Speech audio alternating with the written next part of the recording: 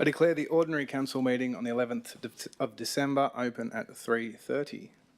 I will please remind all present that mobile phones must be switched off before the meeting and that the meeting is being recorded and live streamed. Wingecarribee Shire Council acknowledges the Gundungurra and Tharawal people as the traditional custodians of this land. I pay my respects to the traditional custodians, their ancestors who cared for this country for many thousands of years, and their elders and descendants who continue to care for country. I'd also like to extend that respect to all Aboriginal and Torres Strait Islander peoples here today, including those here today. Councillors, you are reminded of the oath of your affirmation of office made by you under section 233A of the Act and your obligations under Council's Code of Conduct to disclose and appropriately manage your conflicts of interest. There are no apologies. I move that we confirm the minutes of the previous meeting. Could I get a seconder for that? Councillor Foley, and I will move that. I'll put that to the vote, please. That is carried unanimously. Are there any declarations of interest? Nothing? Great. I'll move on to the mayoral minute. Bear with me, there's a bit to go through today. Firstly, I would like to congratulate our council team. Council has been successful with a number of awards over the past month, and I would like to acknowledge their hard working. We have won the Tidy Town Resource Recovery Awards, Landfill to Circular Hub for Moss Vale Resource Recovery Centre. Our customer service team have taken out Customer Service Team of the Year 2024 at the National Local Government Customer Service Network for their amazing work, in particular their development and implementation of their customer experience charter and standards. Council has also won the 2024 IXOM Best Tasting Tap Water title for New South Wales in the ACT 2024. The award, presented by the Water Industry Operations Association of Australia, recognises the exceptional quality of our drinking water. Water samples from across the state were blind tasted and judged on factors such as taste, clarity and odour. In addition, Council has won the LG New South Wales Excellence in the Environment Awards in the category of Natural Environment Protection and Enhancement on groundworks for future-proofing Southern Highlands koalas. Moving on to the establishment of a youth committee. For far too long, the youth in our community have been spoken for by adults in positions of authority, assuming we know what they want. Moving forward, I am committed to hearing from them directly and giving their voices the platform they deserve. I consider the establishment of a youth council to be a powerful way to engage young people in civic life, foster leadership and ensure that youth perspectives are considered in decision-making process.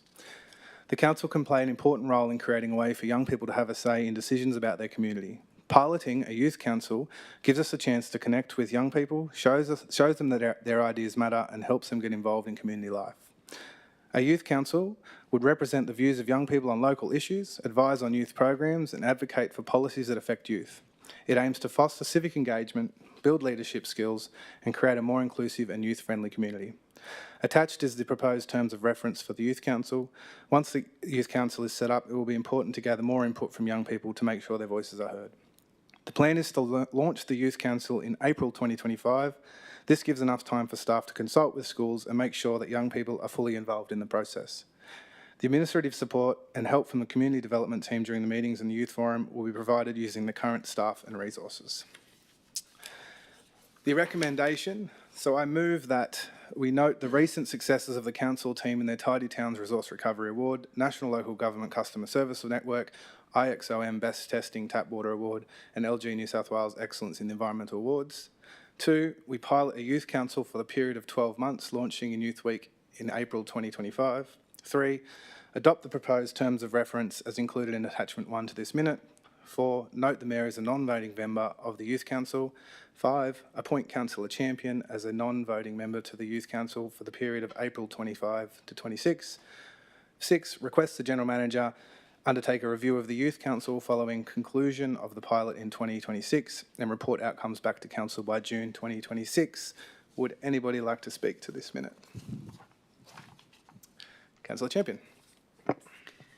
Thank you. I'd just like to congratulate the council staff on these fantastic awards that have been noted in the mayoral minute and also refer to the the Youth Forum, the potential establishment of the Youth Forum, which I think is a really important initiative for engagement in youth democracy in the area, and I'm very honoured to have been proposed as the councillor who will sit alongside the mayor as a non-voting member on that forum. I did want to ask a question. It's in your recommendations, in your minute, Mayor, you've said that the resourcing for the forum will be used through the existing resources of the council staff and budget. I would just like to check with the General Manager that this is a substantive project that we're undertaking, that the council staff, perhaps to the Director of Communities in place, that this is something that can be managed within the existing budget, and that the resourcing burdens will be dealt with comfortably with the staff staff capacity as it stands, in order to do this effectively. General Manager. Thank you, Mr. Mayor. I've got the nod from the manager in the back of the room, so all good. But I'll ask the Director of Communities in place to give you a more fulsome answer. Thank you. Through you, General Manager. In relation to resources, we have existing human resources within my directorate in relation to community development. So they have different priorities, and this would be one of them. It's currently a priority for our branch. We ran the Youth Forum last financial year, which was quite successful, and out of that came a list of actions, which a lot of them will be aligned to what the council will be pursuing. On a note in relation to budget and resources, I note the proposed Youth Council will run from April this year to April next year, which will mean the 25-26 budget, which Council will be adopting, will also have to be factored in to facilitate resourcing. Thank you. Are there any more speakers? Councillor Kent. I'd just like to speak in support of the Youth Council. I really do think it's time has come to engage our youth better. Being young in this area or just of driving age does not mean all you can do is hang around in the McDonald's car parks, and there's a lot of that done, particularly my kids included. So I'm really excited by this initiative, and I'd like to say it's good to have a relatively young mayor to lead this, because I think it'll help with engagement. So thank you. Thank you. Would anyone else like to speak to this? Councillor Russell. I'd like to acknowledge how wonderful it is, but also in regards to the Youth Forum, but also note that I was quite delighted to have my 6-year-old bring home from Bundanoon Public School something asking him if he could draw and describe what he wanted for our area through the Bundanoon Place plan. And I think when we're going to be touching on this further when we talk about community engagement strategy, but just acknowledging that Council is actually looking at innovative ways to draw out the voice of the youth of all ages, all stages, and congratulate Council on that work. Great. Anyone else like to speak? Great. I will now put the motion. All those in favour? And that is carried unanimously. I do have a second minute, and this was a bit last minute and one of urgency. I've recently received representation from concerned families and the Parents and Citizens Association that the Avoca Public School is being considered for closure, a prospect that has left the school community deeply distressed about the future of their children's education and the reduction in educational resources of our Shire. With a long tradition of educational excellence and involvement in the community since 1876, Avoca Public School offers all students a happy and safe place to grow, play and learn. The New South Wales Department of Education have confirmed that Avoca Public School will be in recess from Term 2, 2025, with students being transitioned to other schools during Term 1, 2025. Once a school goes into recess, the DOE review enrolments around the school to determine the outcome, which will likely take approximately 2 years. The recess and proposed closure of Avoca Public School would have significant repercussions on the local community. The school is a central hub for families in the area, offering not just education, but a safe and supportive environment for students. The recess and proposed closure would disrupt the sense of community that has developed over decades, leaving families without a key support system. Avoca Public School students will face longer travel times, and the schools they are transferred to will also experience added strain as they accommodate the increased number of students. The longer commutes to other schools and students will face will reduce the amount of quality time they have in the mornings and afternoons. Berrima bus lines will also be affected, as they currently provide essential transport to and from Avoca Public School. This is just one example of many suppliers, local businesses and community members who will be directly impacted by the DOE's proposed actions. While I acknowledge that difficult decisions sometimes need to be made, I believe that we, as a council and a community, must take every possible step to ensure that we are prioritising the well-being and future of our children. I ran for council because I am deeply committed to building a community that supports families and empowers children to achieve their fullest potential, and this decision directly contradicts those goals. I propose that council write to the Minister for Education and Early Learning and ask that she take into account the wider ramifications for our community, the students and families who depend on Avoca School. I move that the council write to the Minister of Education and Early Learning to seek a review of this decision and to keep Avoca Public School opened. Would anyone like to speak to this? No. I will now put the motion. All those in favour? That is carried unanimously.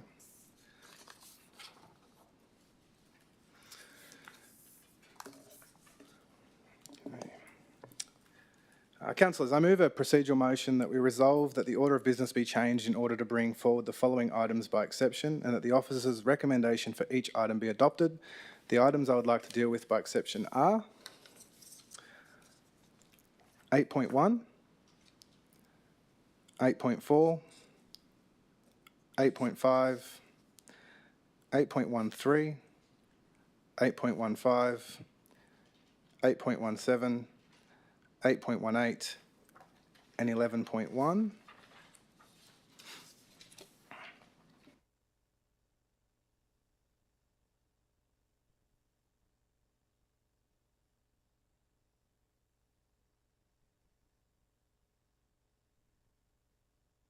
Could I get a seconder for that?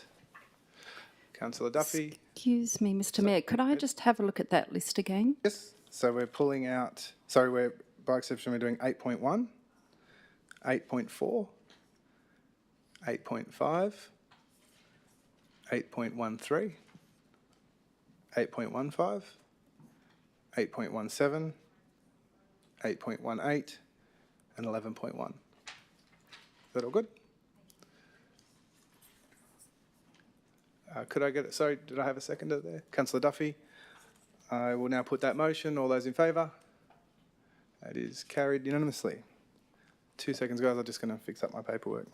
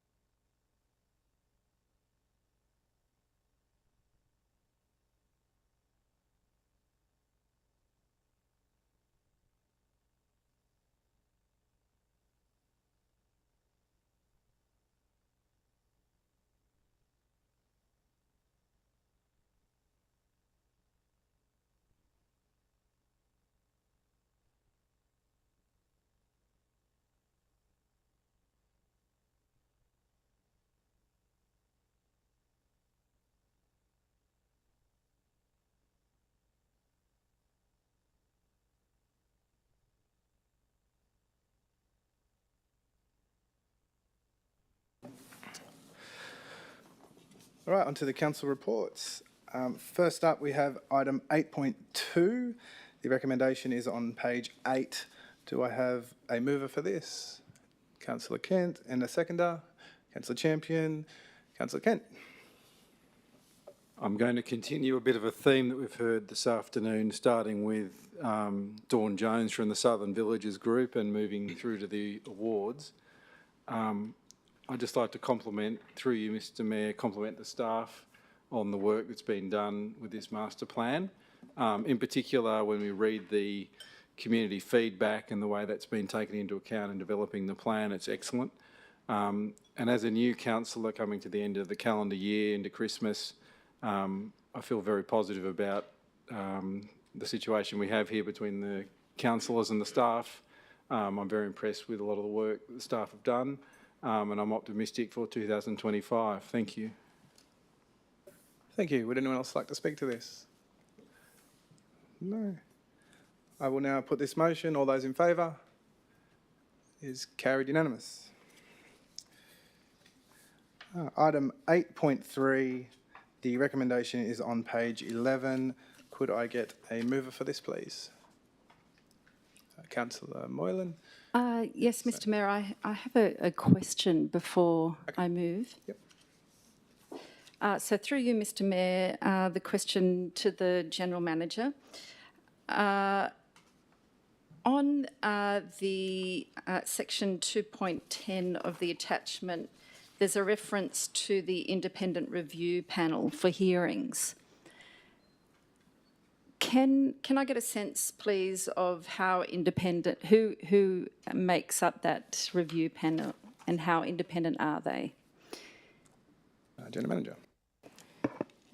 Thank you, Mr Mayor. I will ask the Director Committees and Place to provide comment on that to you. For you, General Manager, the independent panel, so what I'll say is the actions or orders that are issued under the policy are done by officers, and the independent panel would consist of 2 managers in my directorate and myself for that review. Through you again, Mr Mayor, is the, and I'm assuming that there's arm's length between those staff members and the people who actually do the inspection and issue the notices? Yeah, so one of those managers is the branch manager of that function, and the other, myself and the other manager, are not.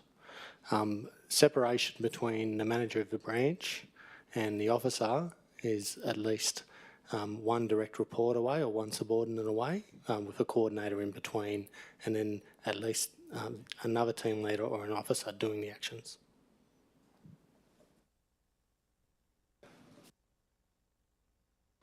Okay, thank you. Another question. When it comes to the hearing, the section there, section 2.10, refers to an independent review panel or a council staff or a council officer. Is there ever an occasion where we have either the panel or 1 council staff during the hearing? For you, General Manager, I would not recommend 1 officer. I would always do it through that panel. And what I will say is, year on year, the amount of orders under this are very low, because there's only certain criteria in relation to the upkeep of a property. Good. Yeah. Thank you very much. Well, with that, I would like to make an amendment to... Just can I get the wording of that, please? Certainly.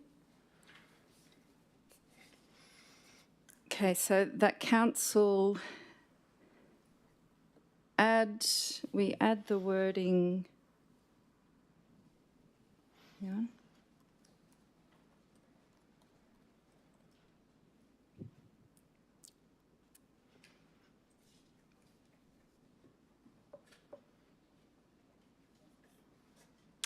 So after point 1, adopt the local orders policy, Order 21, as included in attachment 1 to this report, we put a comma after report instead of full stop, and add the following words: subject to the following change being made to the local orders policy, open brackets, Order 21, close brackets.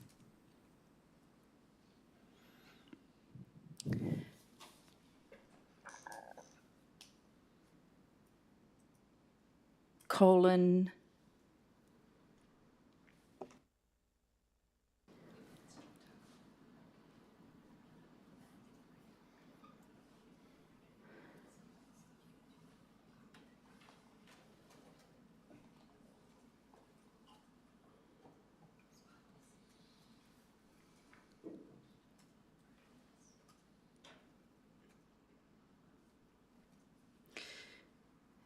and then a colon there instead of a, thank you, instead of a comma.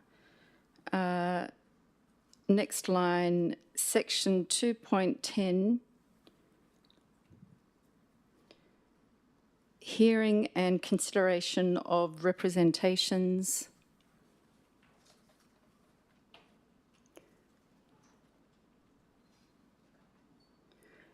Next line, delete the words inverted commas or officer of council, inverted commas, full stop.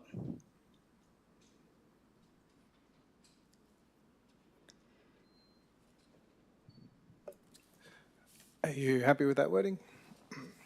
Yes, thank you. Very happy. Could I get a seconder for that? That amendment has been lost. I will need to seek a mover for the recommendation, please. Councillor Foley.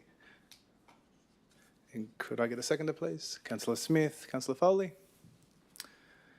Would anyone else like to speak to this motion? Councillor Moylan. Yes.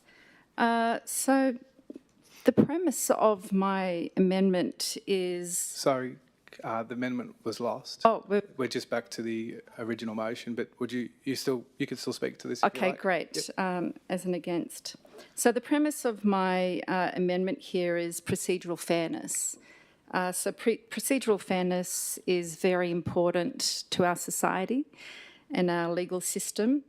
And in this case, what we're looking at is landowners or land occupiers who, if non-compliant with an order on what they do with their land, could lead to a penalty or could lead to prosecution at the very worst.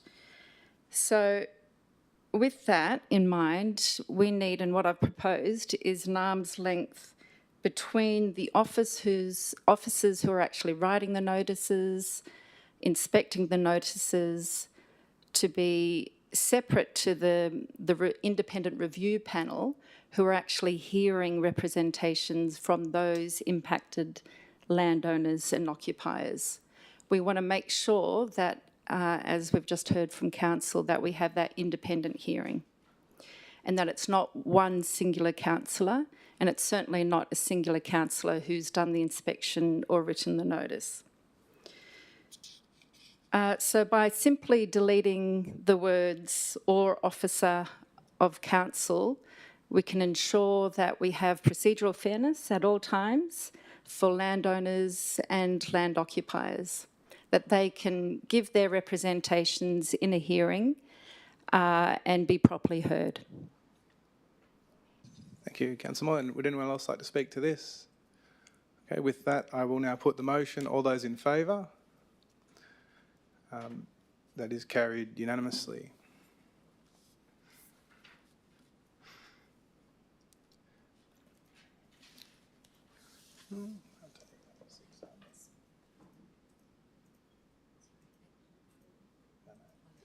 Let's go. Yep. 8.6, the draft voluntary planning agreement. The recommendation is on page 17. Could I get a mover, please? Councillor Kent, and a seconder. Councillor Foley. I will now ask the General Manager to introduce this item, please. Thank you, Mr Mayor. I'll hand over to the Executive Manager, Mr Killick, to introduce the draft voluntary planning agreements policy. Thank you, Mr Killick.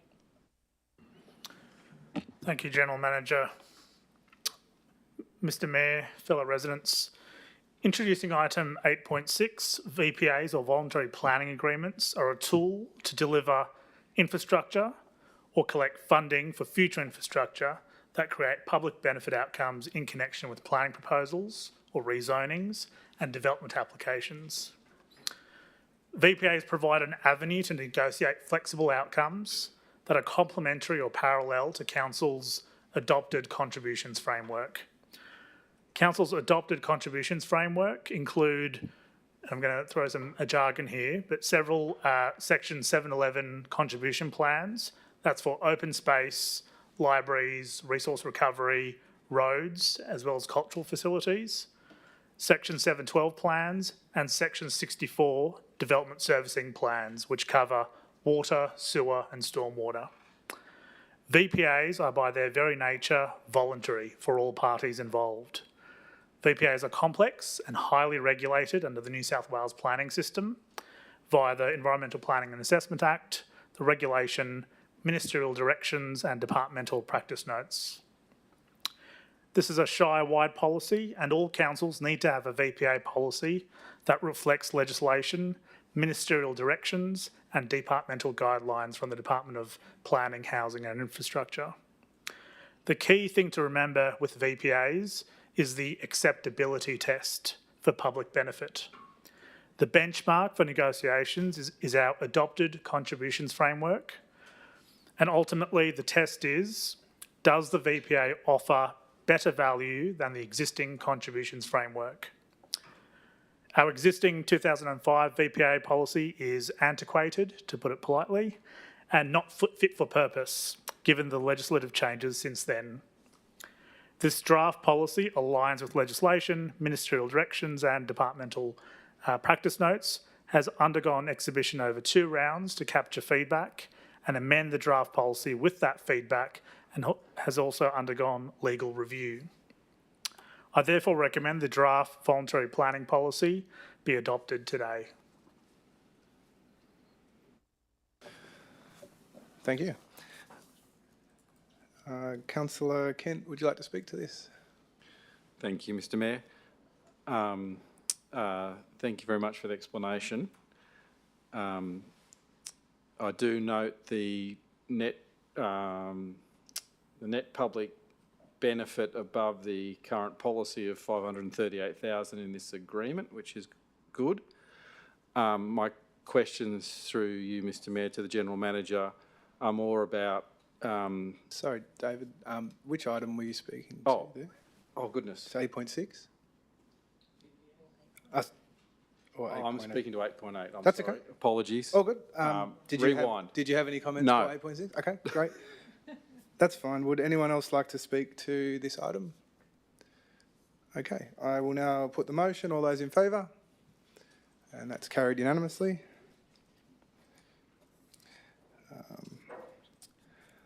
8.7, community engagement strategy. I will move the recommendation on page 23. Could I get a seconder, please? Councillor Russell. General Manager, could you introduce this item, please? Yes, I will actually ask the Director Communities and Place to speak to this. Thank you, Mr McCabe. Through you, General Manager, councillors, you're being asked to adopt a community engagement strategy which went out to public exhibition pretty much at the same time of you starting as councillors. We've received submissions. Those submissions are detailed in the table, and so in summary, they're detailed in the table within the report, but the actual submissions themselves are attached to the report. Make that clear because we received some representations that they weren't attached, but they are.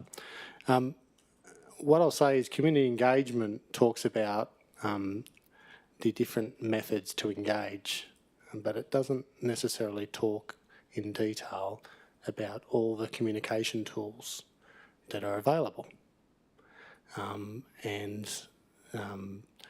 So things such as printed media, social media, etc., and our application of those.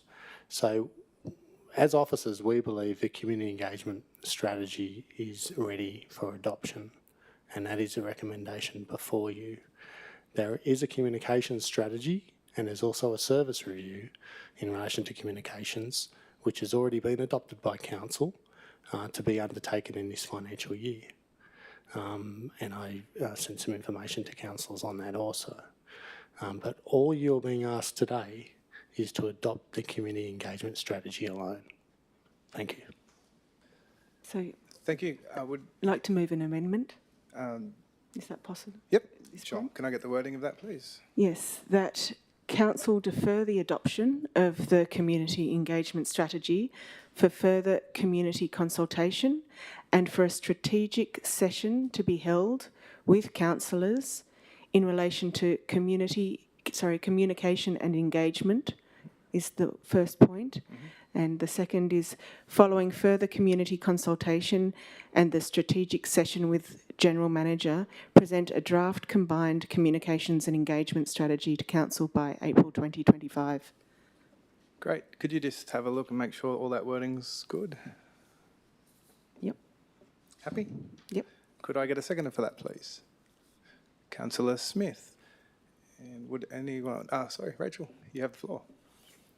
Councillor Russell.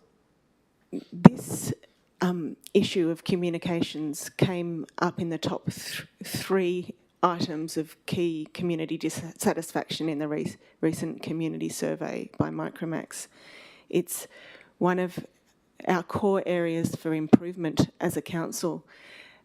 And as an incoming council working with the staff, we have an opportunity here to engage a really fresh and integrated approach to communication by incorporating these two strategies, so that from when we actually work on this together, we're going to be able to not only describe, the fact that the DA is on publication for 14 days, but then actually itemise how we might do that and brainstorm different approaches that we might use to incorporate new innovative ideas.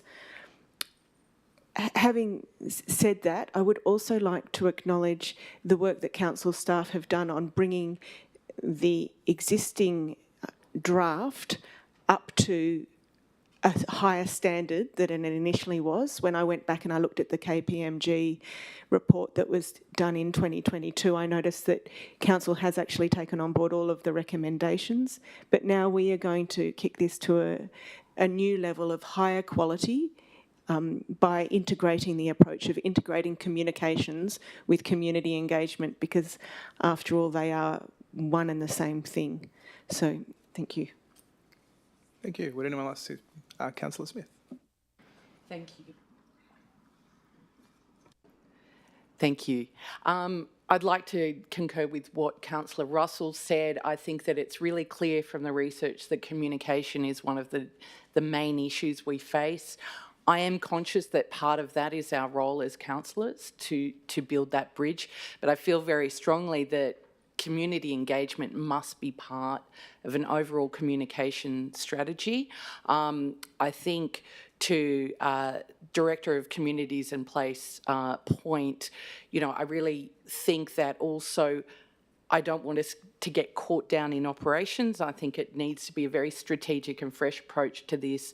We need to handle things differently, and I think we don't want to just be ticking boxes. So I think in the new year, communication I would love to see as a very important role, and that we take a really creative and different approach to it as a council. Great, thank you. Would anyone else like to speak to this? Councillor Moylan. Yes, Mr. Mayor, I'm not sure how to do this procedurally, but I would like to include in that amendment or add to that amendment a commitment from council in the strategy to traditional independent media. Okay, so in particular. So we'll move a further amendment of the amendment. So just give me your exact wording, we'll write that out, and I'll get you to check it, and then we'll go to the next second. Good. Okay, great. So for council to commit to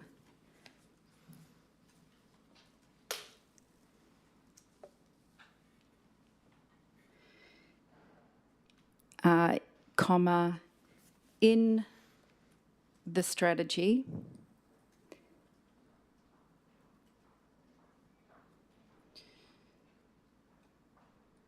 traditional independent media, including newspapers and radio stations.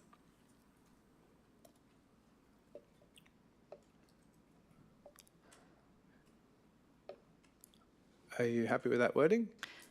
Yes, very happy. Thank you. And I will ask Rachel, do you accept that amendment to your amendment? Okay, that is now the total amendment.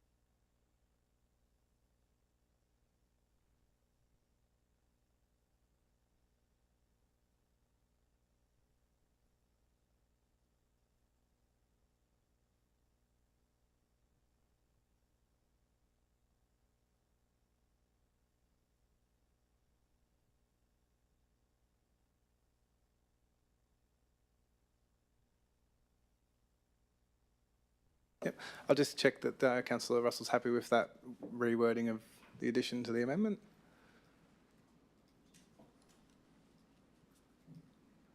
That's fine. Okay. Would anybody else like to speak to this amendment? Yes, thank you, Mr. Mayor. Sorry, Sarah. Sorry, Councillor Moylan. I'll just double check with governance. Have we already had, has that already been spoken to? My understanding was question was asked and moving the amendment, so I think, yes, you can speak to the amendment now. Yeah. Thank you. Sorry, I'm just sorting myself out procedurally. You have the floor. Great, thank you. Yes, the question may well be asked, why am I seeking to add this in this amendment when we're talking about a strategy that we'll do next year?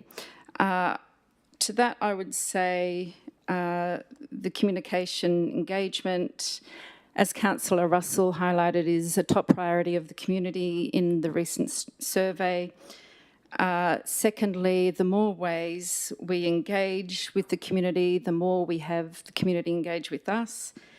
But more importantly, the value of freedom of speech and critical thinking that we get from independent media goes to the very heart of democracy.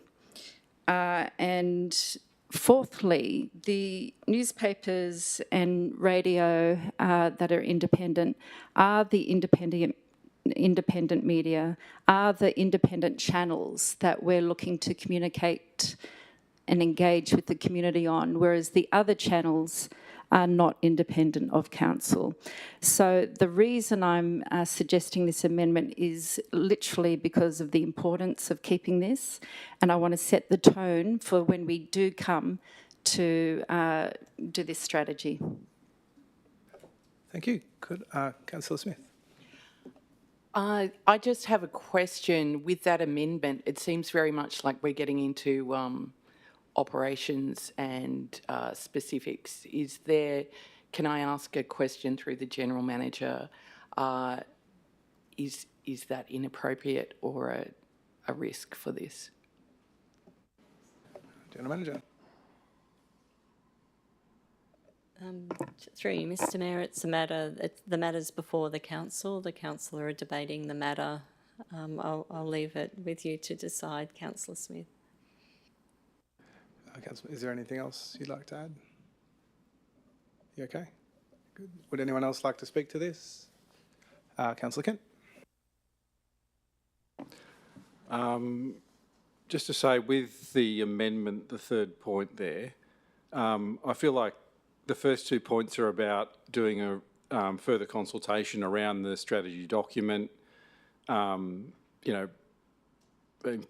basically working on the strategy document, and now we have an amendment which pulls out one aspect of a very broad document and seeks to determine that that will be included in a strategy document when the work is still ongoing. It's just a comment for other councillors to consider, but I don't see any particular reason to pull this out specifically. If we do this, why don't we just pull out a list of 3 or 4 other things that we specifically want to mention? I just don't think it's the right time or the right place.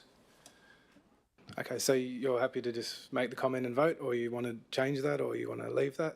Because you'd have to do a further amendment if you didn't want it in there. Okay, all right. I'd like to propose a further amendment, please. Could I get the wording of that amendment? The wording's fairly simple. It would just be to stick with the first two, first two pieces of wording and remove the third item.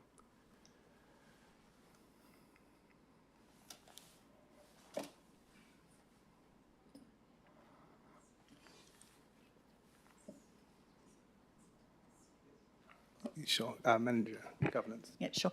We can only have one amendment on the table at a time, so it would be up to the mayor moved the original motion, so you still.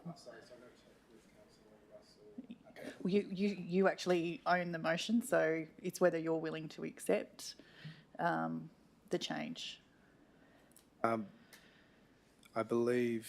You might want to consult with Councillor Russell. Yeah. So sorry, guys. Do you accept the removal of item 3, Councillor Russell?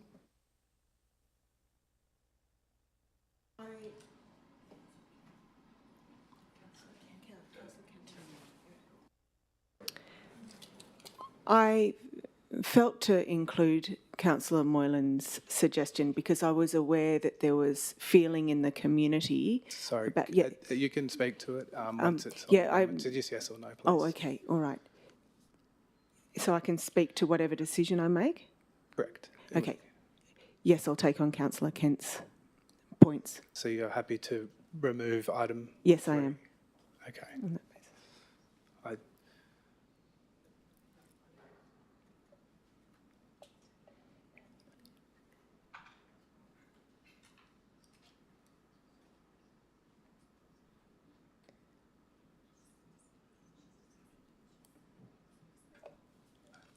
Okay, so you've accepted, so apologies guys. So this is still an amendment. Would anyone else like to speak to this amendment as it's going on? So I just wanted to acknowledge Councillor Moylan's points, which is why I allowed that amendment to the amendment, because it was something that the community did feel strongly about in their submissions, but I just want to ensure everyone, rest assured, we are committed, I believe from my discussions with other councillors, that we are committed to utilising all the means at our disposal of making sure that we've got ongoing community consultation. But I did feel it was important that Councillor Moylan be allowed to highlight how important this is and that we acknowledge that. thank you. Anyone else like to speak to this? Yep, just... So, David, you've already spoken. Oh, I can't Sorry, speak. mate. So this is still an amendment, so anyone else that hasn't spoken would like to speak to this? So I'm gonna put this, and it's gonna become the motion. So I will now put this amendment to the vote in its current format, and that is items 1 and 2. Could I get a vote on that, please? And that is carried unanimously. So that has now made that the motion. Would anyone like to speak to the motion? Councillor Russell. I have a vision for this shire that we actually have an amazing participatory democracy where this chamber is full of community members who are participating in the debate and feeling like their views are heard, valued, and are actually changing the face of this shire to be consistent with a dream that we are building as a community. And this approach, by integrating communications with community engagement, is a first and positive step to a fresh start to building that vision. And I'm so pleased to be working with such amazing councillors, and also the council staff who have helped me get this motion right, and I was really excited that they had said that this has sparked a discussion amongst staff as well about how we can do this better and get this right for our community. So I'm really excited that we are here now and we are doing this. Thank you. Thank you. Councillor Moylan, did your light go on? Would you like to speak to this? Yes, thank you.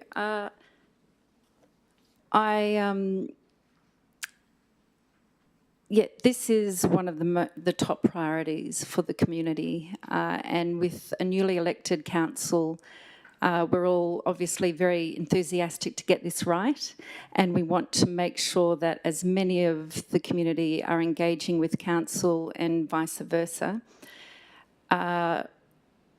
With the local, the independent media, I'm glad to see that Councillor Russell agrees with me that that plays a big part in the upcoming strategy.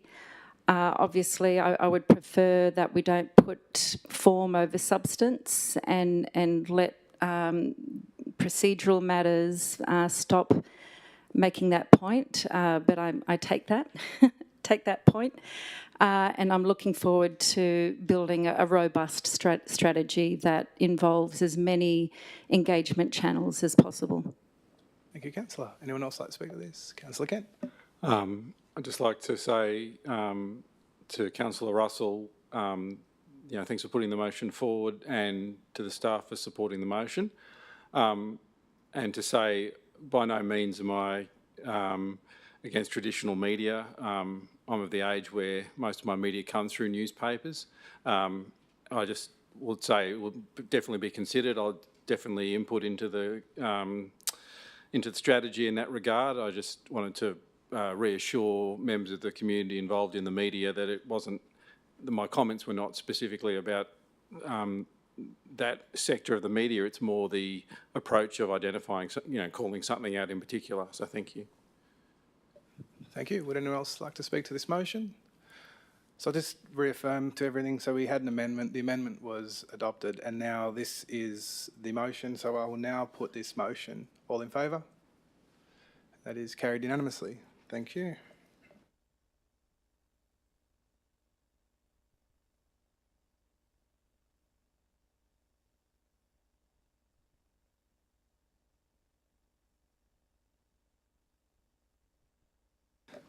Item 8.8, the recommendation is on page 35. Do I have a mover for that?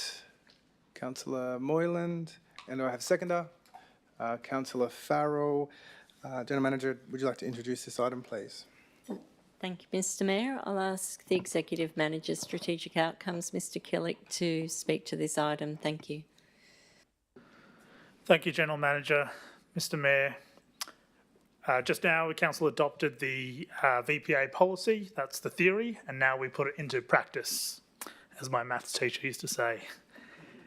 Item 8.8 seeks to finalise a draft VPA associated with a planning proposal to rezone land at 121, 131 and 153 Yarra Road, Mossvale, and include that land in the Chelsea Gardens, Kumanji, now Ashbourne, urban release area. This planning proposal has a long history interlinked with the adjacent Ashbourne precinct. We are now at the finalisation stage of the rezoning process that has undergone a rigorous gateway determination or conditional approval process with the Department of Planning, Housing and Infrastructure.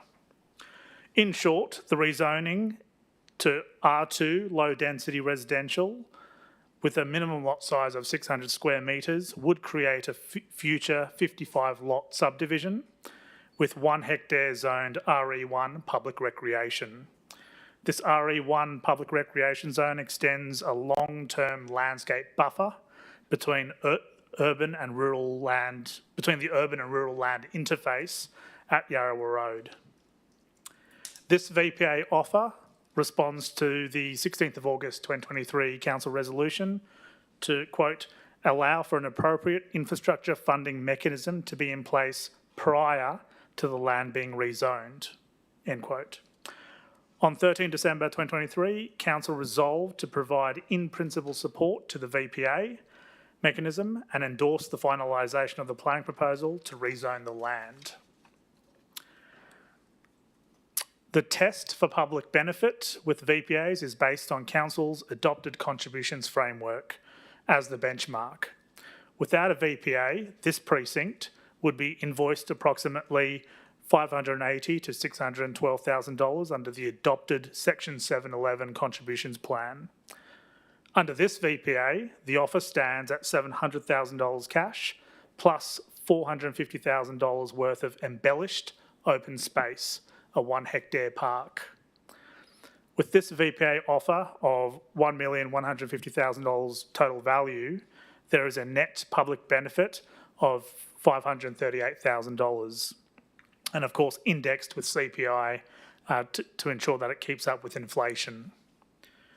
There will be additional public benefit that can be assessed as part of the future DA process, such as road upgrades, curbs and gutters, drainage, and my favourite, footpaths and street trees, as conditions of consent. In this instance, we are at the finalisation stage of a planning proposal, rezoning proposal, that has undergone a rigorous gateway process. A subsequent VPA can also be offered at the DA stage. This draft VPA underwent public exhibition in May-June 2024, with 111 views on our website, however no submissions. The draft VPA also underwent legal review, as is standard practice. Therefore, I recommend this VPA be endorsed for execution and registration on the subject lots. Thank you. Thank you. Councillor Moylan, you have the floor. Yes, thank you very much. I have a question through you, Mr. Mayor. So this, firstly, the net benefit value, was that $640,000 or $538,000? I will refer you back to Mr. Killick. Thank you, General Manager. The net public benefit, just calculated yesterday, would be $640,000. However, we are working on a range because of we index quarterly, so some of the calculations from earlier may not be up to date. But the approximate net public benefit is between $540,000 to $640,000, assuming the embellished open space is worth $450,000. Thank you. Okay, thank you. And a follow-up question. Given this proposal hinges on the financials in the agreement, how confident are we that we will achieve that range of 540 to 640? Back to Mr. Killick. Thank you. Thank you, General Manager, through you, Mr. Mayor. We ensure that because the VPA is attached to the land, to the property, not to the landowners. So I often say we're landowner agnostic. It doesn't matter who the landowner is, because land changes ownership, especially when there's a rezoning in play. It's registered on the title of the land. So even if the landowners sell on, the new landowner or developer has this VPA attached, and the conditions apply to the land after sale of that land to a new landowner. Thank you. Do you have any more questions?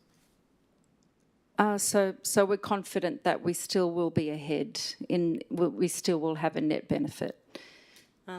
Thank you, Mr. Mayor.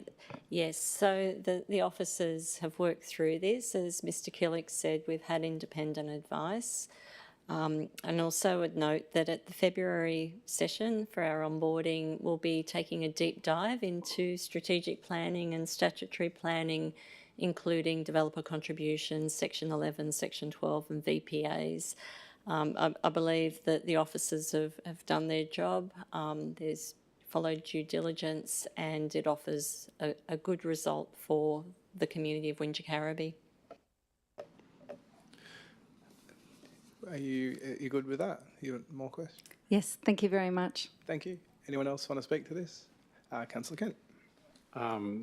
Through you, Mr Mayor, thank you to the Executive Manager, Strategic Outcomes, Mr Kilic, and I apologise, at item 8.6 I heard VPA and I got excited.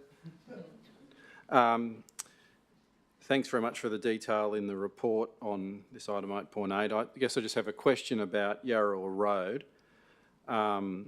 These properties start at the intersection of Mount Broughton Road and the east portion of Yarra Road heading out to Kangaroo Valley, if you like. My observation is that portion of Yarra Road is, you know, it's not going to last forever. It's not in wonderful condition. When I compare it to the northern portion of Yarra Road, where the current main entrance is to the Ashbourne estate. So I guess my question is, what are the plans about the east portion of Yarra Road, and are they included in this VPA, or will they be dealt with separately, and are they costs that will be borne by landowners or developers, or are they will the upgrade to that road be borne by the council? General Manager. Thank you, Mr Mayor. Back to Mr Kilic, if you could please respond to that and the difference and the responsibilities. Thank you. Thank you, General Manager. Through you, Mr Mayor. The Yarra Road upgrades will be facilitated through conditions of consent through the subdivision DA. So at this point, it is a rezoning or a planning proposal stage. So we don't have a concept or subdivision DA at this point. It is purely the rezoning stage. So we don't have that sort of detail of roads and gutters and drains. There is the opportunity of further capturing infrastructure upgrades through a DA stage VPA. However, at this stage, it's the rezoning stage. So that there will be the opportunity to specify through the future DA conditions of consent that Yarra Road East, shall we call it, be upgraded, including intersection upgrades. So some of the upgrades on Yarra Road North, fronting the Ashbourne precinct, that was part of the conditions of consent of that development. So there's a few mechanisms here: conditions of consent, rezoning stage VPA, DA stage VPA. So there's quite a few options there. Thank you. Thanks very much for the explanation. All sounds good. Thank you. Would anyone else like to speak to this? No? Sarah, would you like to utilise your right of reply? Sorry, Councillor Moylan, my fault. No. Thank you. With that, I will now put the motion. All those in favour? And that's carried unanimously. Apologies, we're too friendly and I need to start using the council's names.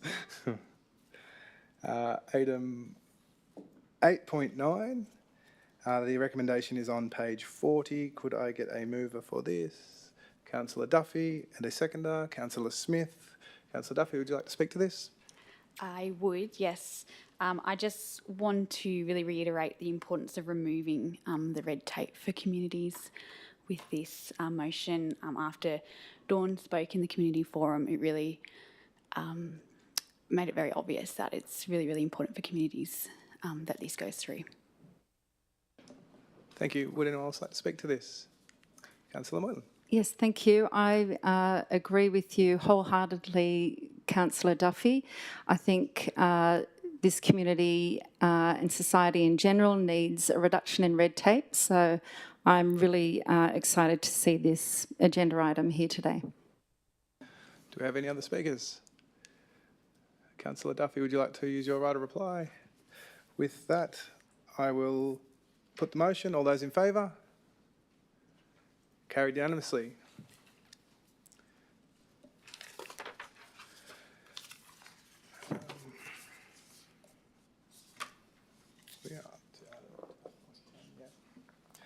Item 8.10, the recommendation is on page 45. Do I have a mover for this?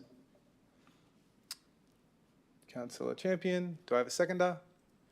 Councillor Foley. Councillor Champion, would you like to speak to this? I have a question for the GM on this, please. Through you, Mayor. As this tender relates directly to security data that has been and will be recorded on the activity of the public, some people have expressed concern to me that the security of their footage and that information should be securely retained and stored. Has the importance of secure retention of data been taken into consideration in the process of determining this tender? And are we confident that the selected tenderer will be able to do this effectively? Gentleman. Thank you, Mr Mayor, and I will ask the Director Corporate Strategy and Resourcing to speak to this, but it is something, just as a general comment, it is something that the Chief Information Officer, the CIO, is acutely aware of. So to the Director, Ms Jones. Through you, General Manager, thank you for the question, Councillor Champion. It's an important one. Can confirm that the tender process gave due consideration to Council's adopted CCTV and portable cameras in public places policy, which was adopted in July, which in turn gives consideration to those relevant legislative instruments that govern privacy. So in terms of this system in particular, can confirm that user and staff access controls has been covered off, as has the security of stored data, as has how that data is retained and then overwritten. So, yep, I'm comfortable, if you're comfortable. Thank you. Thank you. Any further questions? No, thank you. Would you like to speak to this further? No, thanks. Would anyone else like to speak to this? Great. I will now put the motion. All those in favour? Carried unanimously. Okay. Item 8.11, the recommendation is on page 50. Do I have a mover for this? Councillor Moylan. Do I have a seconder? Councillor Duffy. Councillor Moylan. Yes, a question through you, Mr Mayor. I'm very familiar with closed tender and the closed tender process, and I understand at Council we have an open tender process. I noticed that there's only 2 bidders for this tender. Is that reflective of the market for this particular service? General Manager. Through you, Mr Mayor, I'll ask the Director Service and Project Delivery, Mr McAllister, to speak to that. Through you, General Manager. Yes, this procurement or tender process was undertaken through an open market procurement and tender process, and it is reflective on the market. We would expect to receive 2 to 3 tenderers for this type of works, noting that this work is a combination of both sewer main replacement, water main replacement, and has the complications of asbestos cement in the piping, so it does limit some of the pools. The tenders received are both consistent in regards to pricing, and there are some added advantages in regards to savings of cost because the sites or the pipes overlap one another, so being able to undertake the works at the same time gives us efficiency in speed to complete the work, resulting in savings in costs and improved site management to complete the work. Thank you. Did you have any further questions? No, thank you very much for that answer. Would anybody else like to speak to this? With that, I will now put the motion. All those in favour? Carried unanimously. Item 8.12, the recommendation is on page 55. Could I have a mover for this, please? Councillor Moylan, and a seconder. Councillor Farrell. Councillor Moylan. With this tender, it refers to services particularly involving Parks Road in Mossvale. Do the services in this tender impact on the current issues that we're having with water mains in this area?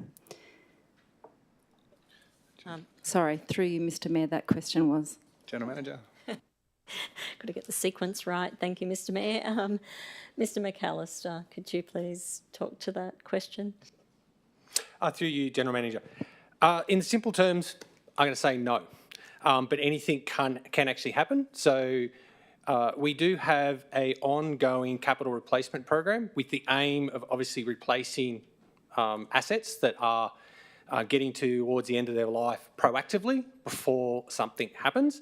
Unfortunately, in this occurrence, we've actually got an overlap or a concurrence of the site now being occupied by Transport for New South Wales as part of the Moss Vale Station upgrades. And obviously the upgrades there are providing significant enhancements to accessibility and the user experience of the station. That said, the pipe still needs to be replaced, but we do not see there being any operational impact in delaying this work for the period of 12 to 18 months until we can get access back to that alignment. That said, if there is an issue, like always, it would be treated as an emergency works and supply would be restored and maintained to customers. Thank you. Did you have any follow-up questions? Okay, great. Would anyone else like to speak to this? With that, I'll now put the motion. All those in favour? And carried unanimously. Item 8.14, I will move the recommendation on page 61. Could I get a seconder for this? Councillor Smith, General Manager, I believe we did table those. Thank you, Mr Mayor. I'm pleased to report I have all the councillors' returns. I'm now tabling those and they will also be uploaded onto the website tomorrow, Friday. Thank you. Thank you, General Manager. Would anyone like to speak to this? Great. I will now put the motion. All those in favour?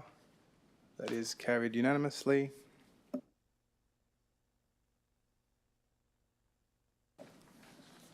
Item 8.16, Development Assessment Progress. The recommendation is on page 65. Do I have a mover for this, please? Councillor Russell. Do I have a seconder? Councillor Moylan. Councillor Russell. I would just like to acknowledge that we are moving forward with DAs. As the Mayor referenced earlier, we are doing everything we can. We've got full staff behind the DAs, and we want to make sure that we're operating within the guidelines that are laid out under the Local Government Act for the Independent Planning Panel. And my advice from the Director of Communities in place was to not rescind this, would actually add more red tape to the process and tie things up further. So I would like to also thank and note Barry Anstey, who spoke at the panel, for his passionate interest in this and acknowledge his concerns. Thank you. Would anyone else like to speak to this? Councillor Moylan. I think this is worth pursuing. I think this is one of the most important issues in our community. And for those of who have done the campaign election, we all promised that we would do everything we could to reduce DA delays. So with that, I would like to make an amendment. Great. Could I get the wording of that amendment, please? Mr Mayor, if I could go through my reasons before I put the wording through. I'll have to get the wording of your amendment and then you can speak to that if it gets seconded. Certainly. So before... So after that, and then press enter. So after that, so the line above, we put that council seek advice from the Minister for Planning and Public Spaces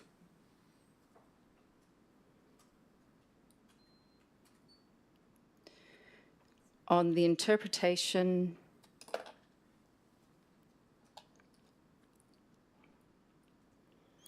of Resolution 3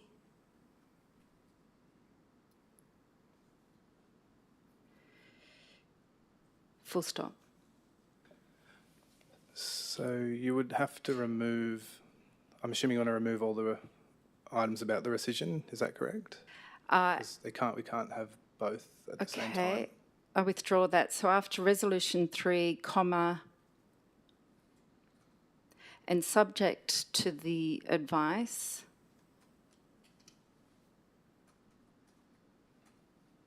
council make a decision to either rescind or keep resolution 3.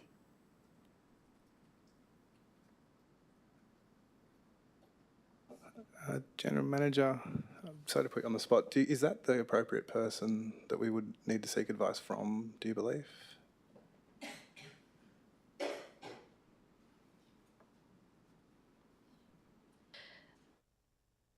I think I may defer to the director because he's looking at me like he wants to say something. Through you, General Manager, not sure if I want to say anything, but the question of is it the appropriate person, I believe that advice would probably take some time and the response may not be clear. And in the meantime, you have a situation where you have a standing resolution of council to practice.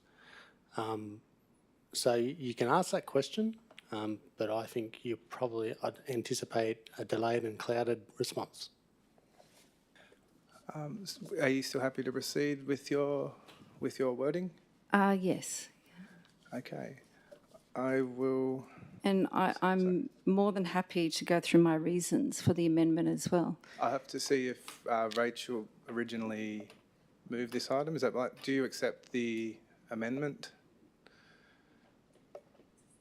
Sorry, no, I apologize. Could I get some advice from the governance, please? Yes, I think this has been moved as a separate amendment. So what we're looking for is a seconder to see if we can proceed. Apologies, it gets quite complex in my head up here. Sorry, could I get a seconder for Councillor Moylan's item amendment, please? Okay, that has failed, so we will revert back.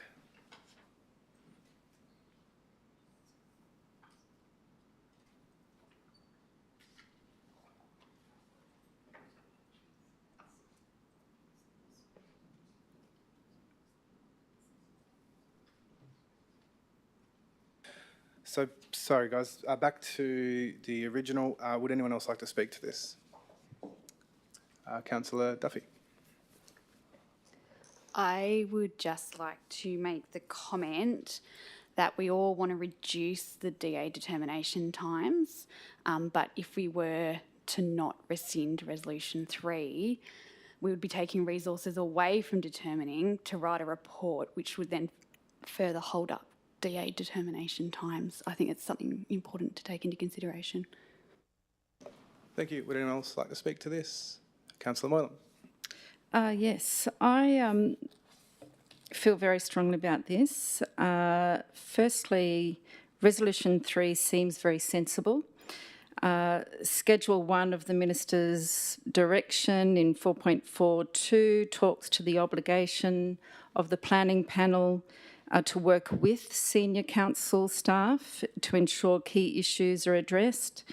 4.43 refers to the planning panel chair requiring the council to report to it, all in the name of reducing 180-day assessments. This Resolution 3 not only addresses these two items in the Minister's direction, but proactively embraces it. Point 2, I'm not comfortable with making these sorts of changes while we're under a PIO. Thirdly, I'm not comfortable with the legal approach to this, resulting in various interpretations. I think the High Court has numerous judges on it with various interpretations. I actually think the Minister's response to this would be very valuable and goes straight to the heart of the intention of this rather than a lawyer's interpretation. But fourthly, I'm not comfortable with reducing our efforts with reporting or however in addressing one of the biggest illnesses of this shire, and that is the delay in DAs. We need to throw everything we can to this. It's affecting families, it's affecting businesses, it's affecting young people. We need to do whatever we can, and we should not be putting form over substance. And we need to work with the planning panel, and the planning panel work with council to reduce these most serious delays. Thank you. Would anyone else like to speak to this? Councillor Smith. Thank you. Just following on from Councillor Moylan's point, I have a question through the General Manager for Mr McCabe. Could you please address Councillor Moylan's point? Would rescinding this speed up or slow down the DA process in your view? General Manager. Thank you, Mr Mayor. And before I hand over to Mr McCabe, just a couple of comments. So DAs and DA determination times are an issue, and you will know through budget reviews that we have poured an enormous amount of resource into ensuring that we are dealing with that and addressing that. And in the last 12 months, we have had consultants as we've recruited. We're pretty much full within the development and assessment team, and Mr McCabe can talk to how many DAs we're dealing with and how many are now being given to consultants, which is pretty much zero. Using consultants was necessary because we didn't have the staff, we didn't have the resources, and we knew that there was a great need. But in bringing in consultants, that brings other issues. And no matter how good a consultant is, they are not locally based. They do not always know the area. And when they're doing their assessment, they do not always understand the conditions on the ground. So that has led to the situation where staff have also had to make sure a bit of quality control over some of that work as well. In terms of resources and focus and attention, Mr Anstey mentioned the Administrator's Minute of August. I think he may have meant the Administrator's Minute of July. And in that minute, the Administrator raised the monthly reporting to LPP of DAs outstanding. I would note that that was about the same time that the New South Wales Government launched the League Table, and the League Table is published at the end of each month.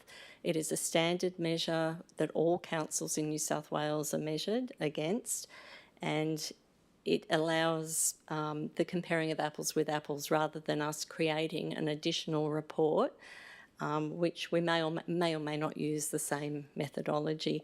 And I know that Mr McCabe and his team are keen followers of the League Table, and they are improving month on month, which is a credit to Mr McCabe and Mr Sholito, who's the Manager of Development, and the team in there.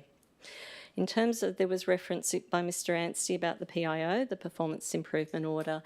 That order does not include anything relating to planning. It does include matters relating to finance, matters relating to governance, matters relating to code of meeting practice, and matters relating to the reporting of how we're going on particular things. But I just wanted to clarify that if there was any confusion. With the resourcing of the development and assessment and regulatory area, apart from staffing, we've recruited and engaged 4 very smart cadet planners and in that team, and we're building a pipeline. We're future-proofing our planning department with those very smart planning cadets. We also were one of a handful of councils that received significant funding from state government to look at the use of AI to assist in speeding up the quality control when applications are received. And again, Mr Anstey raised that there was a delay between when his application was submitted to the time when the assessment commenced. Under DAISY, what that means is that applications can go through that program, and it's a quick test. Still needs human oversight, but a quick test to go, yes, it's whatever, the FSR is compliant, it's the setbacks, whatever. It just gives a bit of a quick check, and that again will reduce the time and help us meet the Minister's expectations around that time frame. And I know that Mr McCabe and Mr Sholito have also been doing a lot of work around streamlining processes. The work that Mr Killick is doing in this current financial year around reducing our 18 DCPs to one consolidated DCP from 3,800 pages down to hopefully somewhere between 300 and 500 will also simplify the system for applicants as well as our planners. I will now ask Mr McCabe just to talk in very practical terms. Councillor Duffy touched on it in terms of timeframe and reporting to the LPP, but if Mr McCabe, if you can talk about the practical realities of that process, but also the role of the LPP, noting we haven't had our deep dive into strategic and statutory planning. Thank you. Thank you, General Manager. What I'll say is that detail that's described is what I experience every day. I was on an online meeting this morning around level of detail with consultants and speaking directly with consultants and making sure that quality is there and the appropriate things are assessed. What I will say is I'm here a few months. I started 1 July, the same date as the Council League table being launched, the same date as the Minister's Order of Expectations being published. So I took this job on prior to those orders and prior to the League table, but I welcome them. And I'm really grateful to have the opportunity to improve development assessment performance for the Shire and for everyone who deals with development applications in this Shire. I want to see people's dreams realised. With that, I'll just talk through some things, and if people can give me the patience to talk to those, I'd greatly appreciate that. So in front of you is a report, and I acknowledge Mr Anstey's representations. Mr Anstey and I are available to each other to talk, email each other. So there's some professional acumen, let's say, there. Okay, so, and I thank Mr Anstey for his support. And the support that he's communicated is no different to the support that Councillor Duffy communicated, or that Councillor Moylan communicated, or that the community communicate, and that's to improve our performance for the Shire.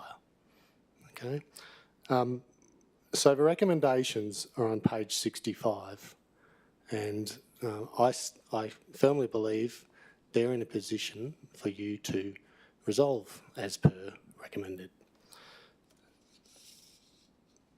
In relation to the League table, yes, I actively follow the League table every day at the start, from the start of the month, and this month was the quickest the results have been published. Usually it takes up to a fortnight or close to a fortnight, but it was done earlier this week. And the League table, there's a link to the League table on your council report, so you can live link now on page 65 and see the results, the most contemporary results of this council. And what I can say is you will be receiving a monthly summary of that League table. You received it last month. It was an inaugural report in response to the mayoral's minute. We weren't able to publish that dashboard because the League table is generally published within the fortnight following the month that closed. But those results have now been published, and I will be providing a dashboard report to you in February for the months of November, December and January. And that will give you a clear trend of how we're performing. what I'll say is if you looked at the league table right now, you would see that as at the close of July this year, our average days were 321. At the close of November, our average days are 236. That's an improvement of 85 days in the space of 5 months. I'll also note that the year-to-date percentage of development applications that were meeting the Minister's expectations at the close of October, which were reported to you in November, was 20%. That figure has now risen by 6% in 1 month. That's the year-to-date stats. It's not the month stats, that's the year-to-date stats. So the year-to-date, in the space of 30 days, has risen by 6%. So we've put actions in place to achieve results. I'll make that clear. We have a plan. You all have not heard of the total plan, and you'll hear more as months go by, and you have a briefing in February. So the other league table I do follow currently is the Premier League table. That's not performing as well for my team, but the league table, I encourage you to monitor it. I encourage the community to monitor it. It's really interesting, and you can see how councils are performing. The situation that's before you, the administrator also had the performance of DAs at the forefront of his resolution. The intent, I clearly understand the intent. What you have to understand is what he requested was for all DAs, and we currently have just under 400, all DAs greater than 180 days go to the local planning panel. Now, when I say just under 400, that's our total DAs, that's not ones over 180 days, okay? But he's asked for all of that to be reported to the panel. Now, what Mr Anstey pointed out was clause 2.19c of the Environmental Planning and Assessment Act. And how Mr Anstey read it out is verbatim true and correct how the legislation reads. I totally agree with Mr Anstey on that point. And it does make reference to council referring things to the panel. What Mr Anstey didn't point out, but it is contained in your report, and I do know that Mr Anstey has opinion on these as well, are the two minister directions that are in your report. One dated the 6th of March 2024 and the other dated the 7th of December 2022. Now those directions are both in operation today. They were made by two separate ministers, but they are both in operation. And this is a critical point. So the clause in the Environmental Assessment Act that was raised by Barry is here, and it's correct. I'll read out two key points from the Minister's direction of March 2024.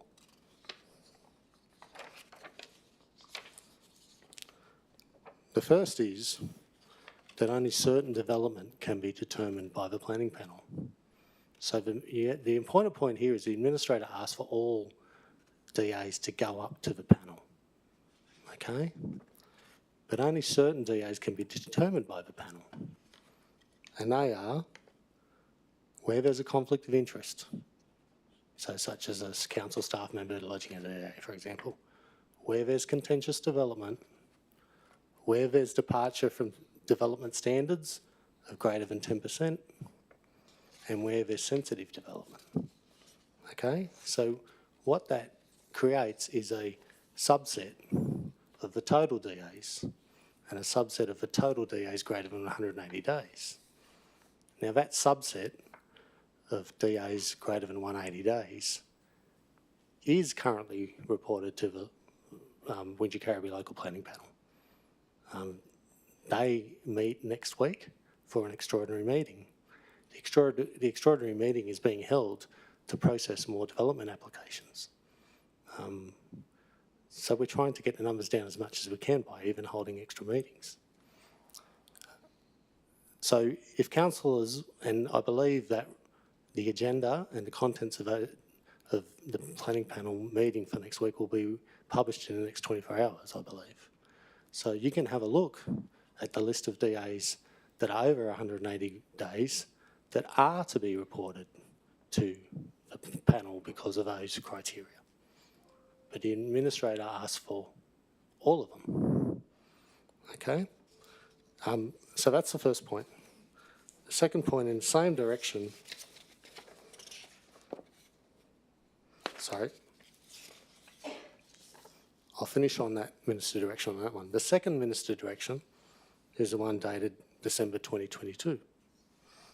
And there's 2 points that I want to highlight here. That direction has a note on the first page which says, a local planning panel is not subject to the direction or control of the council except on matters relating to planning panel procedures or the time within which the panel is to deal with a matter that is not inconsistent with his direction. So the important point is not inconsistent with his direction.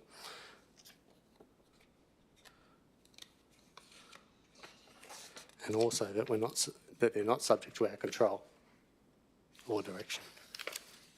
The other point is clause 4.4.3, which says, should an application experience unreasonable delays in excess of 180 calendar days from lodgement, the panel chair may require the council to report the matter to the panel within 4 weeks for determination. Now, the important point here is the scope of determination that's available to the panel is only the scope described in the other directions, not all DAs. So even if you put a report up to the panel, all they can do is look at it. They might comment, but they can't determine it. And in fact, it might jeopardise the assessment process because you have assessing officers assessing it and determining it. So in relation to the legal context of what that means, that is that in a summary. You could go on and read the EPNA Act, you could go on and read the directions in detail. But I suppose I'll leave the legal discussion at that. From there, I'll talk about the practicalities of assessing DAs.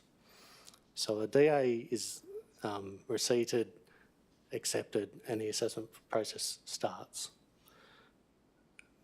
There comes a point in time where it's due for determination.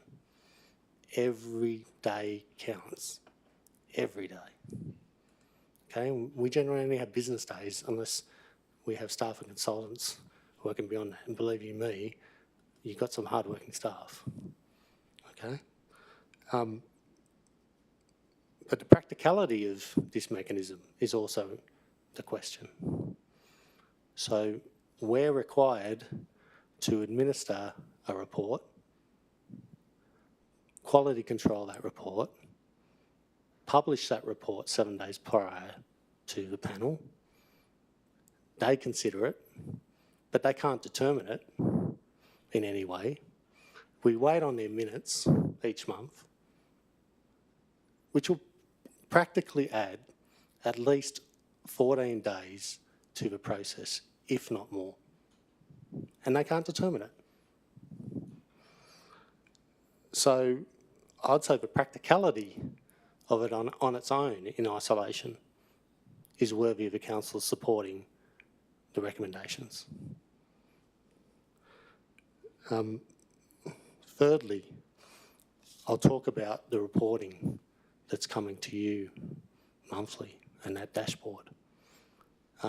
That alone takes work, let alone summarising the status of all DAs over 180 days. But that report, clearly at a snapshot, will tell you how we're going, and you've also got the league table to tell you how you're going. So setting the legal question aside, the practicality question is probably even more important. And I ask you to help my staff to get the results we need for this community. Thank you.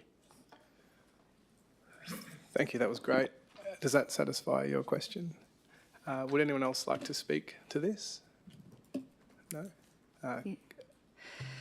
If you had a question. Sorry, have you spoke to this already?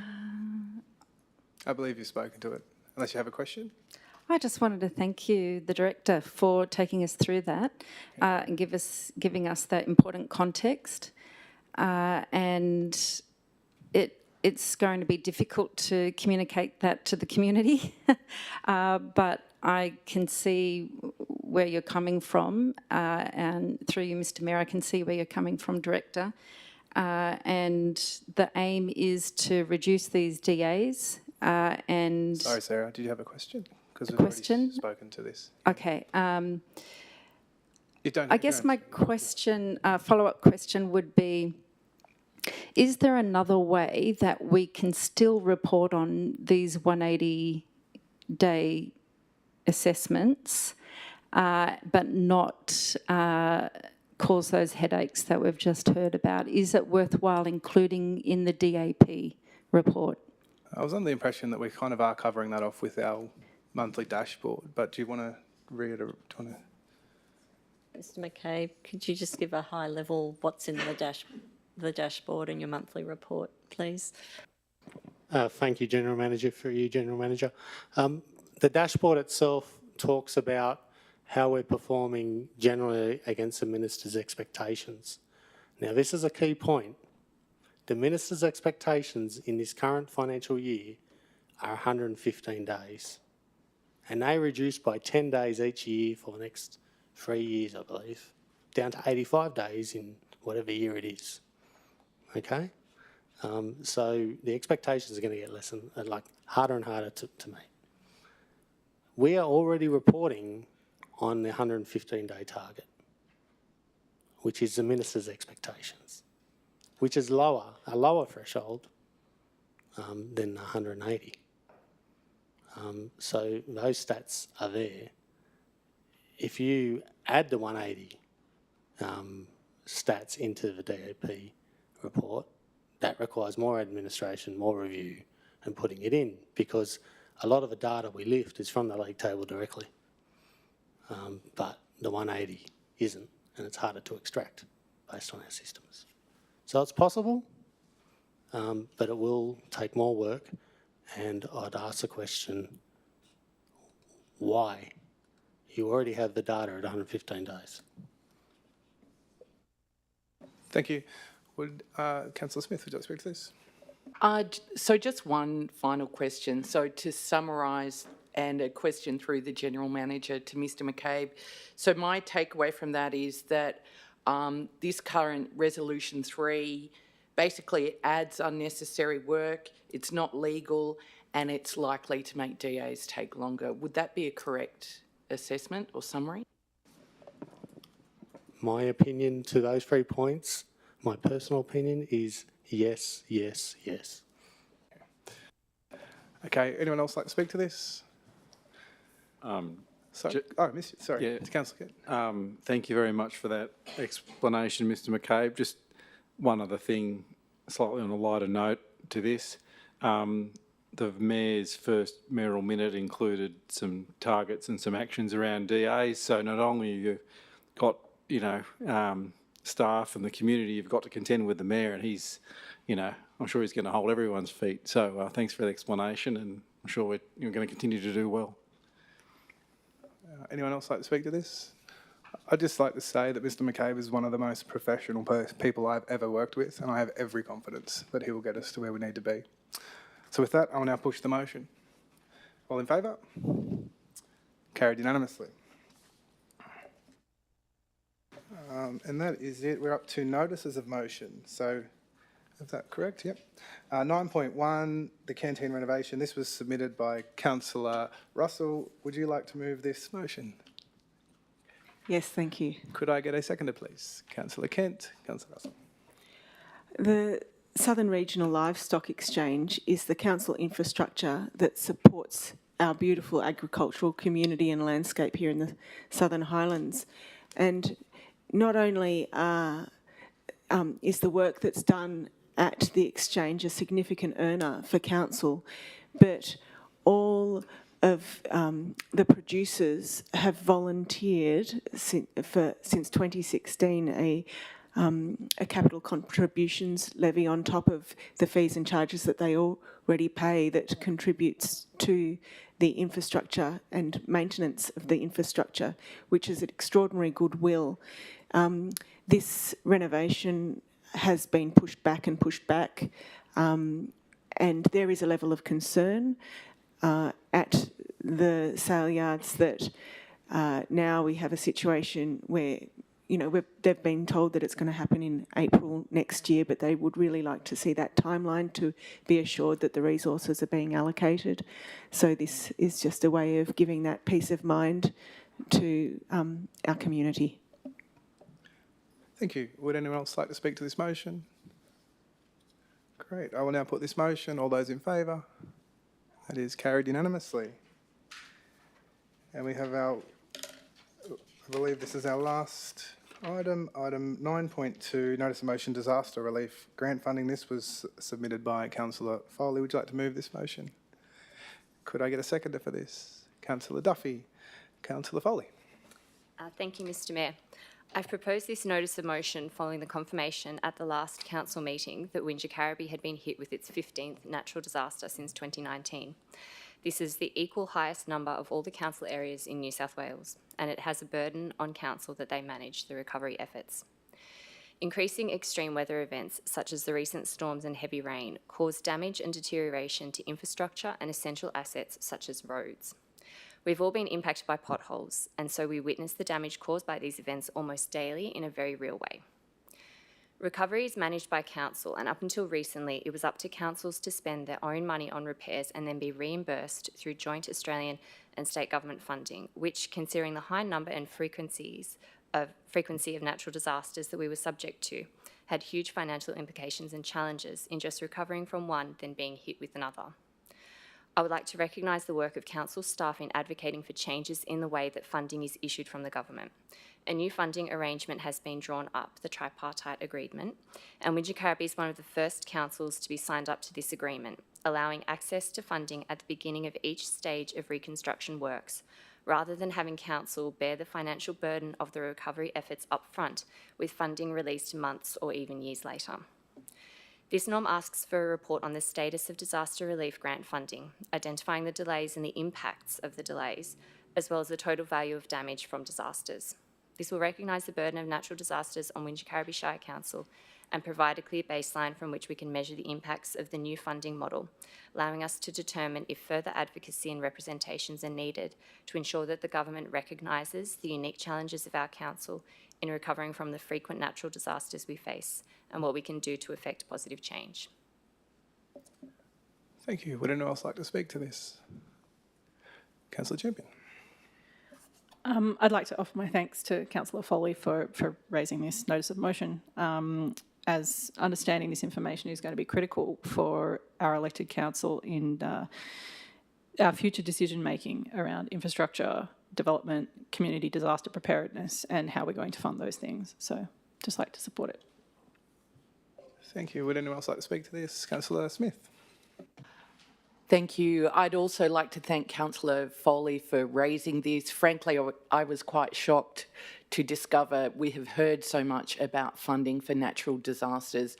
I assumed that council would receive that funding straight away, and I had no idea the impact that this had on finances, not only for our council but for others. And so I think it's a very important issue, so thank you. I support it. Thank you. Would anyone else like to speak to this? Great. With that, I will now put the motion. All those in favour? Carried unanimously. And I believe, is there anything else further you'd like to add? Sure. Thank you, Mr Mayor, and thank you, councillors. Just a bit of a concluding statement as we come to the end of the year and our last council meeting of the year. Just wish to thank all of our staff at council for their work and their commitment this year. It's been a big year again for all of us, our 513 odd staff, and we've kicked many goals together. Still got lots to do, but we've come a long way. And a special mention to the water services crews who have had a big few days and working late last night, undertaking emergency repairs. And as we head off to a break, also to recognise the teams that they'll continue to work over the Christmas New Year at the pools, at the Resource Recovery Centre, as well as the on-call teams. So just to express thanks for that as we head off for a bit of a break. And just to wish yourself, Mayor and councillors, a wonderful Christmas break. I tallied up the hours that we have spent with onboarding together, and in the last 9 weeks we have spent 38 hours of onboarding, so just a week together. That does not include council meetings, that does not include all the community events and meetings that you've attended. That's purely the onboarding, so it's been a massive 9 weeks, so thank you. And thank you for your commitment, your collegiate approach, and the positivity and optimism, and the way that you're working with the executive, the management team, and representing our council and supporting our staff, the broader staff. So on behalf of the staff and the leadership team, thank you. Have a very Merry Christmas, and look forward to working with you in 2025. Thank you, Mr. Mayor. Thank you. And with that, I will wish everybody a Merry Christmas and close the meeting at 5:16. Thank you.